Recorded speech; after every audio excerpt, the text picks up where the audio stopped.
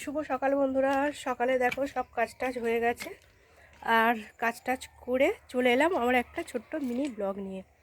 আর এই যে দেখো, এই বছর আমাদের ফুল গাছ বসানো হয়েছিল, নলপুর থেকে কিনে নিয়ে আসা হয়েছিল ফুল গাছগুলো। ভেবেছিলাম হবে না, কি আছে, হ্যাঁ ভেবেছিলাম মরে যাবে গাছগুলো, কিন্তু ফুল হয়েছে। চলো তোমাদের একটু দেখাই কি সুন্দর ফুলগুলো লাগছে। দেখো বন্ধুরা,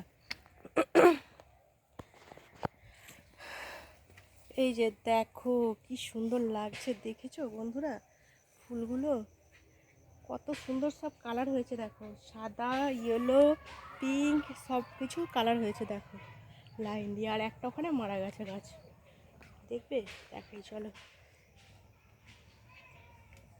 আরও ছোটো ছোটো গাছ আছে, কিন্তু সেই গাছগুলো ফুল ফুটছে না। এই যে দেখো, দেখছো বন্ধুরা, সামনে ক্যামেরা করেই দেখাচ্ছি। কেন বলো তো, নইলে না আমার তো ফোনটার প্রবলেম আছে, ওই জন্য। এই যে দেখো, দেখো কি সুন্দর কালার, দেখো বন্ধুরা ফুলগুলো দেখেছো, এই কালারটাও সুন্দর।